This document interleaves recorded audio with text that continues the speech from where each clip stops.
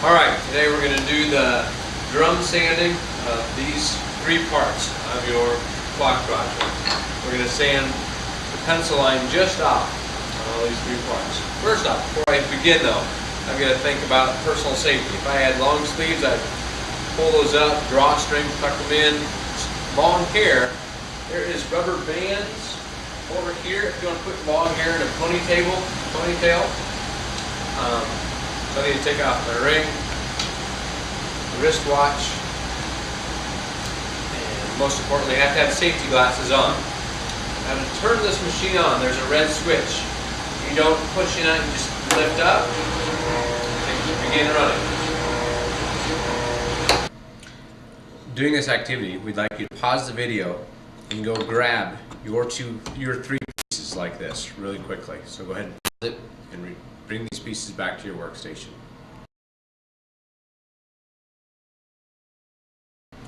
While watching this instructional part of this video, how to use this sander, I'd like you to grab these pieces in the workstation. It's important you grab them with your middle three fingers and you push with your pinky and your thumb. You don't want to get in the habit of grabbing it like this.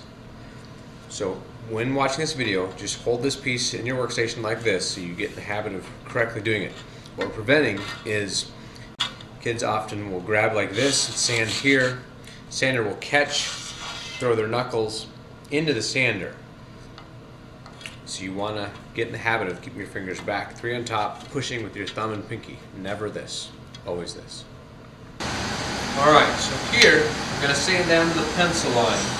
Sand the pencil line just off. Now this is going to be spinning in this direction. So you want to sand things in this way against it. If you go like this, it's going to spit it out of your hand. Turn it on, the wheel's spinning this way. My hand's on, my fingers away in a safe position. Now I'm going to sand it down just to my pencil line. You want to keep a constant motion so you get a nice smooth edge. And there, I had cut close. I got my place on this side. Flip over.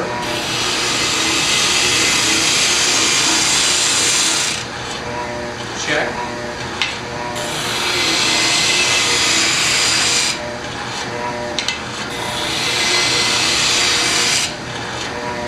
There, down.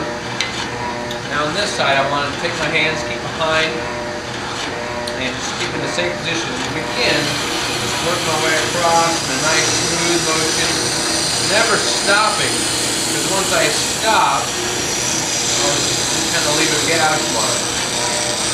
Here I've got a little bit more work to do, so I can push it a little bit harder, and all the way down. Again, here again. Sand that edge off. Nice smooth pattern.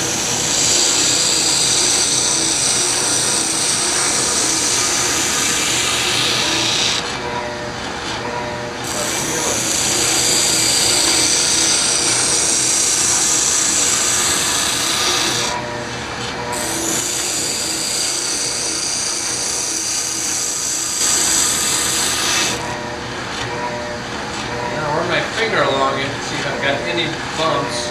I got a little bump right there, and I will just lightly go over it, and I'll smooth it out. Same thing with these pieces. It'll be a little bit easier. Down to the pencil line.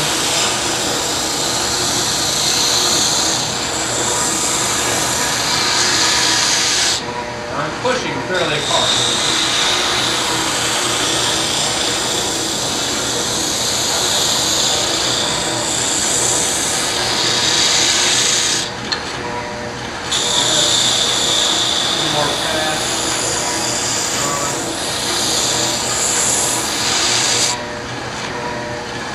Then I do my second piece. This time I'm not going to. Alright, now we're going to do the biscuit cutting part of the day. And you're going to need all these parts right here. And if you'll notice, I have this part, so I'm going to be drilling a hole in it in just a bit, so I can set that next to the station. Now I've got all these parts except one part A. I like to leave part A, extra part A in here. You're not going to cut it with a biscuit cutter. And then you've got all this, the fixtures here. You match them up. Part D's go right here. Lock them into place. Push that down and snap it. Set all these parts in, ready to go. Part this piece, part A. This groove that we cut in yesterday faces this direction, and this smooth edge faces up. Clamp it down. This piece again, the flat edge faces this way. With the groove, the router part goes this way. This plays right there. Set it in this place. Clamp it in. You can do both of these, part D's. Now for demonstration, first I'm going to explain to you how the biscuit cutter works. There's a trigger right here, and there's when you press that trigger, this blade will come out of there. So the way this works is you want to just rest it up there against the wood. This is a handle, and the other hand right in the trigger right here. And you're going to start the machine and push straight in. It's got automatic stop. Now the thing to be careful is, some people will push and rock it, or rock up. You don't want to do that. That's the number one thing you don't want to do. You want to start the machine and push straight in, it'll stop, and then come out and release the trigger. So for demonstration, I'm going to pull the trigger, hand here,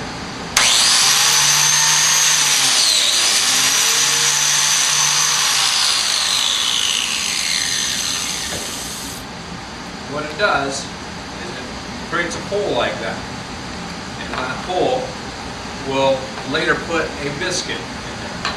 Now put the next piece in. I'll do that piece later. For right now, then you have these two parts right here, or this part, just the top. One piece, and I come over here to the edge, right under this corner. You can do it twice. So again, pull the handle, pull the trigger with the handle. Go to this corner now. Right in. That gives me two grooves. Now this piece over here, same thing.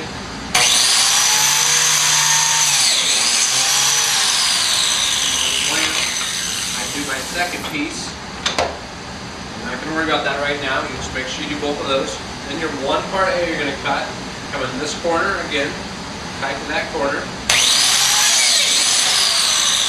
Over here.